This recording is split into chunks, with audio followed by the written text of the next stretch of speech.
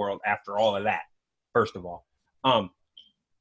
But there had to be something like, I'm not asking for necessarily a war story, but there had to be, what's one of the most impactful things you saw while you were incarcerated? Something that left an imprint on you. I saw a number of different things take place. Yes, sir. Throughout my time in the county jail, and the time that I got to the reception center, yes, and the time that I spent in the penitentiary in various institutions. Yes. But the most devastating thing that I believe had the most traumatizing effect on me is whenever I was in Chino Reception Center. Yes, sir. We were standing in the chow hall line, waiting to go eat. As we moving, a guy goes by real quick, and he slips up behind a dude and stabs the dude in the neck. When he stabbed the guy in the neck, he turns around and comes back around. The shirt that he had on, he took the shirt off, did what he did, but he walked back behind, and I kind of glanced at him, and the guy that was standing behind me turned me back around, like, so I couldn't look, so I wouldn't look at him. So I'm, okay. So as we walking down, the dude is on the ground up against the wall, like, and he bleeding, and he like asking this, so people going around him and stuff. And the guy see me, and he look at me, and he lift his hand up toward me, like asking for help. Right. So I go to reach to him to kind of help him, right. And the dude behind me just grabbed me, lifted me up, and kept walking. Right. And he said, "Hey man, don't look back, just keep going." So as we're walking, he put me down. So I turned around, sideways, and I'm like, "Hey, what happened, man?" He said, "Man, don't get in that. You ain't got nothing to do with that." Right. I said, "What you mean?" He said, "Look, man." He said, "Whatever that was meant to happen to that dude, that was for." Yes, sir. "That was personal. That ain't got nothing to do with you." He said, "If you go back and you help that dude and he gets saved." Right. He said, "The people that did that, they coming after you." Right.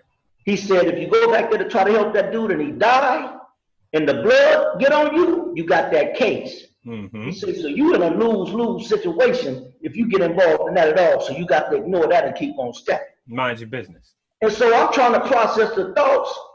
Here I am in a world that I never knew existed. Right. Or not to this extent, because now how do you show any kindness towards your neighbor or toward a person? I'm like, is it that cold? Is it that cruel? Is it that brutal? And so now I'm rather than eat my food, I'm just looking at it. When I get my plate, I'm just looking at my food. Right. So I just happened to be at the table with the dude. He said, "Hey, bro," he said, "you're going to see a whole lot of that." Right. He said, "With the time you got," he said, "Hey, if you want to survive," he said, "you better learn how to get you a poker look face. You better try to get you a look on your face where can't nobody read you, man." He said, "Because if anybody sense any kind of weakness, any kind of concern that you got, that they perceive as being a soft side or any of that," he said, "you's a cooked goose, man." Right. Up in here, he said, "You got to show that you ain't gonna be moved, man. That ain't nothing finna phase you. That they can do that to whatever extent they want to do it right there in front of you, and you gonna have the same look on your face from start to finish. You can't do that, man. Right. You on the wrong line." Yes, sir. Yes, sir. So what was your response to that? That stayed with me to cause me, man, to look at. I gotta be detached from being able to want to extend any kind of generosity or concern towards somebody. If they just walking down the steps and they fall down the steps and hurt themselves. I got to ignore that too. Even though it might be self-inflicted. You just had to turn it all off. You had to turn it all off. It's either off or on. And so now I got to become an animal, so to speak. Oh, yeah. Oh, yeah. Okay. So thank you for sharing that. I appreciate that. You're welcome. Now, there's something that's real pivotal about your story. And just tell me about that celly that you ended up getting, man. I'm going to let you tell me the story. What you mean? Did I got into a scuffle with? No. Or if you want to share that later, you could share. But we're talking about the one you write in the book about. Oh, wow. You went there on me, huh? Well, look. Yes, sir. I don't want to say it. I want to let you say it. See, and I'm going to follow your lead because we jumping now from 1981. Yes. All the way to 2001. Well, I mean, okay, so Okay, here's my thing. Here's my thing about that is like I don't wanna stay on, a whole bunch of war stories and this and that. You did 25 years in prison. I'm sure you had to thump a couple cats, and I'm sure you had to take a couple thumps within your time. You know what I mean? That's how it goes. It happens. There's riots, there's incidents, that stuff happens. We all know that happens. But I want the meat. I want the potatoes. You know what I mean? I don't want the frosting. That's what everybody wants is the frosting. I want the meat and potatoes. And that celly, that's the meat and potatoes. Okay, that's meat and potato. It's also meat and potatoes whenever I say that I went before 3 associate wardens when my daddy was in the hospital dying, man. And I was denied the opportunity to go see my daddy on his dying bedside when I was 24 and a half years old. Yes, sir. And the associate wardens say, because you're a life prisoner without a release date. Yeah. Because of the violence in your past. Right. And because you'll be going back to your hometown. We deny you to be able to go see the man alive that brought you in this world for the last time. And so I had to go back into a prison cell the size of a pigeon coop and process the thoughts of never seeing the man alive that brought me in this world, bro. So when we talk about facing challenges, that broke me down. Yes, sir. I felt a form of pain and suffering that I never felt, even whenever I got sentenced to 18 years of life, even whenever I saw the dude get stabbed in the neck, even whenever I was getting off the bus knowing that I'm going to be around a whole bunch of strangers, man. Yes, sir. I never felt a pain like that before in my life. So just the fact that I gave my power away to that extent, yes, sir, that was very hard on me. I felt completely powerless, and I broke down, and I cried like I'd never cried before in my life. And I began to isolate myself. And a part of anger came up in me that I really wanted to just find somebody I could take it out on, but I couldn't take it out on nobody because I didn't want to get no more time, man. Right. So I had to do something smart. And that's whenever I took advance in my education a lot more. Okay. On the flip side of that, yes, here I lost my daddy. And the example that you just made mention of as far as the cell situation. Yes, sir. My only child, that child that was conceived by me on September 29th of 1980. Yes, sir. And was born on June the 25th of 1981. Yes, sir. Arrived at the same institution I was at on May the 16th of 2001. And 4 months later, he became my cellmate. We were cellmates for 4 years until I eventually got found suitable for parole and released. So I had to sell a prison cell to become unified with my only child on a plantation. So, and had to follow the CDC rules and regulations, but try to be a father to him. And I had to establish a friendship first because I never had an opportunity to be a father in the first place because we never lived together in society. So that was a whole other form of pain that I had to suffer. That was a form of embarrassment and shame along with it. Because here I am, I'm at an institution that nepotism was there because it was lieutenants whose sons, daughter-in-laws, wives, and mothers used to work in the same facility. And here I am sharing a prison cell with my son. So it almost reminded me of a slave plantation. Because I was being told what to do. A lot of times I wasn't getting paid for it, and I was caught up in bondage. So I had to follow orders. Let me ask you a question, brother. What's the mindset when you found out your son was on your yard? Like the interesting thing is that he didn't hit my yard at first. Right. I was in my cell, bro, looking at the evening news. And the guy came outside. I had an inside cell facing the yard. And the guy came out by my cell and hollered up at me. Hey, Paul, Big Paul. And I came to my window. I said, yeah, what's up, man? He said, hey, man, so-and-so just told me that your son is over at at the hospital, man. He just got off the bus and receiving a release. And I said, what? He said, yeah, man, so-and-so to go get them insulin shots every evening over there at the hospital. He said he was over there and they seen your son, man. And I'm like, huh? Now, I knew my son was in the reception center that he had caught a case, and I understood that he took a deal for 7 years or something. Right. But I had no idea that he was that. Now, I knew he was in the reception center. Right. Because my supervisor, who I worked for the head psychiatrist at the time as a dual diagnosis drug and alcohol counselor, and I let him know, man, you might be losing me. And he said, what you mean, Scott, you my Kobe Bryant. What you mean I might be? I said, man, my son just took a deal for 7 years. Wherever my son go, I got to be there because I've never lived with him in society and I can't really come up in here by itself and be played on by the federal. Right. So the next week, my son was getting off receiving relief, but I didn't know it would happen like that, man. It was like a God shot, bro. Yes, so sir. God was working all along as a result of me laying down the foundation that I had to change my life and become a follower of Him in the first place. Right. So what happened was, watch the move. I jump up real quick because I'm looking, oh man, I got 5 minutes to get dressed before they lock down, and then it'd be hourly unlocks for the next 4 hours until y'all recon. So I got my little short gym shorts and stuff on, so I changed over to my blues because I can't leave the plaza, leave the yard without having been fully dressed. So I put my blues on. I go over to the lieutenant's office to try to get a pass to try to go over to the hospital. I want to do everything legit. When I get there, they apparently had an incident in the child hall doing child movement. So the clerk said, man, the lieutenant is busy right now. So I said, well, man, can you give me access to see the sergeant? Somebody said, man, they all busy right now. So I'm waiting for a few minutes, go back to the door, still going on. So I look, glance, and I see one of the legal mail envelopes, one of the envelopes for legal mail. So I tell Dwayne, man, let me get one of the legal mail envelopes. So he give me one of the envelopes. So I leave going toward the gate to get out. I got my regular ID. Now I'm a runner.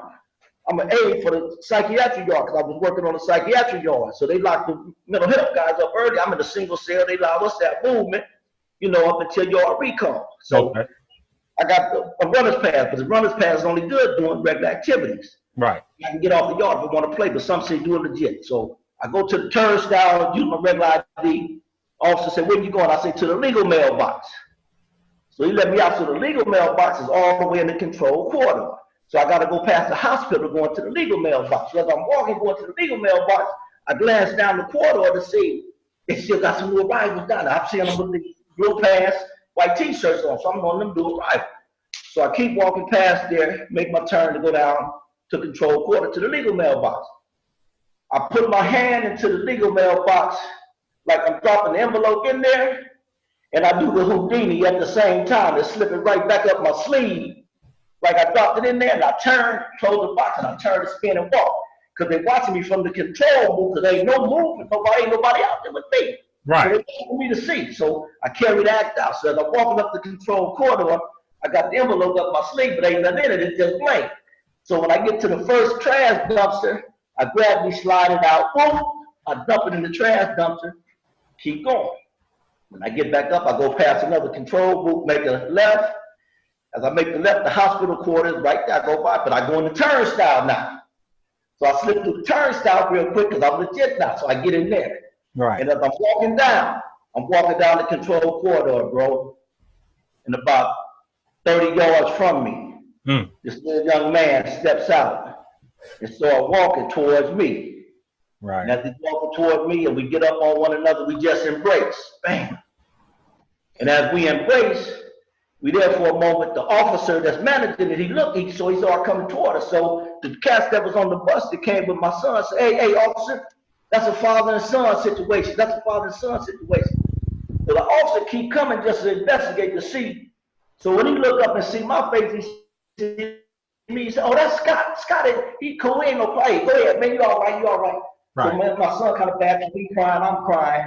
And I'm like, man, he said, hey, Pops, I'm sorry, man, I'm sorry. Now, I hadn't seen my son till last time I saw him, he was 16. He's 19 now. There he is, bro, right there. I mean, so I melted, man. I was like, what did I do to be hit with all this, man? And guess what? My mother had passed away 4 months prior to that, bro. My mother.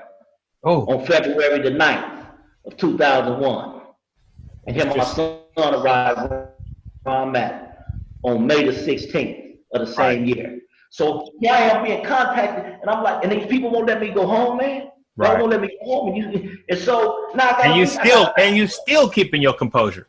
And I got to utilize these skills that I done learned now. I've been cracking these books, and I've been saying, so it's like, can I use this? Yeah. Can this be applied now?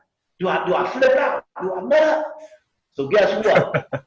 They watching to see. Of course. Is he the real deal, or is he gonna blow his stack? Yeah. This is the hand that was dealt to me, bro. Right. And so now I got to go back. I got to share something with you. Mm. My brother on the case that I had, they thought my brother and I did the case together. They thought my brother was involved with me because some more people was involved with the case, so to speak, that never got arrested. So they thought my brother was one of those people. So they arrested my brother and went to one of his storages and all that kind of stuff to try to see if they could accumulate some other evidence that they didn't get initially. They never got it. Right. My brother was involved. But they told my brother, the detectives told my brother, that one day we're going to bust you and we're going to send you up there where your brother is so you guys can become cellmates. Oof. Wow. They told my brother that, man. Right. But my son ended up coming to be my cellmate. And it's as if my life was being prophesied by the adversary to some extent.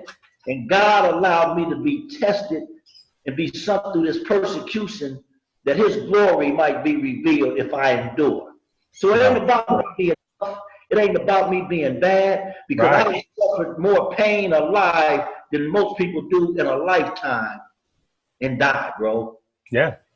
And I'm still living and I'm still enduring. And the thing about this is, yes, sir. This is to help somebody else avoid making mistakes that I made. It ain't about me trying to be brag. Oh, absolutely. That's what my whole channel. Hey, that's what my whole channel is about, brother. I look at God as choosing me to allow me to go through this in order for his glory to be revealed. Right. Okay. So especially in a day and age and a time where people need to have someone show them how to avoid these fiery darts and these traps that's being set, these pitfalls that's being set for them to fall into that they have no idea what they're getting themselves into. Because I didn't know that the lifestyle I was leading was going to get me so deeply involved that I would give all my power away, that when the man that brought me in this world was on his dying bed, and his last request was to see his baby boy before he died, and 3 men would have the power to tell me, you can't go see him. That was totally devastating, bro. But I did that. I put myself in that situation. So then, and the work that you're doing, yes, sir, to help people avoid getting put in situations that their power is given away like that, yes, I admire you for that. And that's why I'm willing to open myself up to share it, whatever capacity you might want me to share about myself. Yes, sir. For the message to get across to help somebody. Because what use would it have been? What use? Yeah. For me, if not, it's just wasted time. If not, it's just wasted time. You know what I mean? I'm with that. So you went into prison illiterate. Yeah. You went into prison illiterate. Tell me, because me and you, we've had a conversation already. So tell the viewers what you accomplished while you were in prison, brother, education-wise. I just want them to hear it. I got my GED. I got my high school diploma. Yes, sir. I got my certification as a dry cleaner, certification as a dental technician, certification as an x-ray technician, a dual diagnosis drug and alcohol counselor, certified HIV and hepatitis C counselor, became an ordained minister under Pastor Robert Bonds, which was the uncle of baseball star Barry Bonds, who became a full-time chaplain for Susanville State Prison 6 months before I got released, and got me cleared to come in after I discharged parole 2 times to Susanville State Prison to minister. Since I've been home, I've worked initially I had to work do the regular thing, working in warehouses and all that stuff through agencies. After I built my credibility up in the community and my credit and a little bit of finances here and there, I was able to branch out. I eventually got employed to work for One Legacy, which is the largest and #1 organ procurement organization in the world. I was a family care specialist. And I met with family members whose loved ones was on their dying bed from brain death, or they was going to die from cardiac death. And I presented them with the opportunity for organ donation. I was the first Afro-American that they hired to work in the as a family care specialist, and I broke national records 3 years in a row, taking authorization up from 36% to 82%, which was a 110% increase. So for me that went to prison illiterate, for being involved with a life being taken, but yet return to the community and be responsible, helping saving lives through organ tissue donation, was one way of making contribution, paying my contribution back, but was also honoring my Lord to show how great God can be with changing a man's life. Yes, sir. When I applied for the job, that I learned the skills while I was incarcerated to do the work that I was doing in the community. Right. Because a hospice program was set up when I became a certified HIV and hepatitis C counselor. Planned Parenthood came into the California Men's Colony and took the 18 most qualified prisoners and got us certified because AIDS and HIV and hepatitis was spreading throughout the institution so rapidly. So we used to carry out workshops throughout the institution before the pre-release class. We used to present to new employees to let them know. We would share how cross infections take place, how people were supposed to monitor their medication process as a result of them being diagnosed or given a medication plan by their physician, and then we would help people prepare for their release. Here I am not knowing when I would get released, Right. but I'm helping individuals that got serious medical conditions prepare a medical plan for when they get released. Yes, so sir. that when I eventually got released, it helped me be able to function in the community as a normal citizen. And you know what's so disappointing, brother? This ain't no disrespect, but I was really pushing myself to really become educated to the extent that I was, because I wanted to compete on the same level I felt that the people I saw in society was getting educated. Right. And some was far advanced in life and all that to a large extent, but the greater majority that I left was doing the same thing they was doing when I came back, and I was disappointed, man. Yes, sir. They asked me for some money. They was asking me for some money, man, and I'm like, you ought to be ashamed of yourself. I've been there. I've been there. In front of the liquor store, asking me for some money. Yes, sir. I tell a man, mine come too hard. It don't come that easy, man. Yeah, you're right. Let me sit down here with you. Let me beg too, man, because I got to work hard for mine, man. Yeah, I've been through the same exact thing. Y'all been out here all this time working on it, and you got the nerve to fix your lips. You ain't even been in the county. You got the nerve to fix your lips to ask me for some of this I done worked hard for? Nah, bruh. Nah, bruh. It don't work like that. It ain't gonna work like that. And then in some instances had the nerve to get mad. Yeah, of course. Oh, you high diddy now. Oh, you think you better than me? Oh, you think you better than me? Oh, okay. Okay. So all right, so I can sit here and talk to you forever, brother. And we definitely, if you willing, man, we're gonna definitely have to get in and probably do a part 2 of this. Because you know, I got some stuff I gotta get into. But if you had 19-year-old you sitting in front of you right now, brother, no, let's not even do it like that. If you had a 19-year-old young man, fresh or 18-year-old fresh out of high school or whatever, just an adolescent in the hood, man, what's your message, man? What you got to say to him? You know what I mean? I just need you to tell him something. First thing I would let him know, man, is similar questions that you just asked me. I would ask him, what's the most exciting experience you've had in life? What's the most exciting experience? Right. You know, going to the beach, going to the museum. See, most they don't go on yacht cruises. They don't go camping. No. They don't know nothing about surfing or skiing. They think that's all white boy stuff. Yeah. See, so whenever you begin to let them know there's certain experiences that you have that opens your mind. Yeah. To see the world in a whole nother form. And once it opens your mind, it motivates you to want to strive to have bigger and better things in life, man. Yes. Have you ever had any of those experiences? Right. And if they tell me yeah, I tell them to share it with me. If they say no, I would ask them, can I introduce you to something that might help you want to aspire, to strive for the stars, man? And that's what I would try to do. Right. To show them something about life, to shake them up, to make them say, hey, man, I got to have that. I got to go after that. And for them to know that they're capable of getting it. Yes. And that it's meant for them to have it too. It's not just there for them to look at and admire. Right. It's not white boy stuff. It's not white boy stuff. Yeah. It's all of our stuff.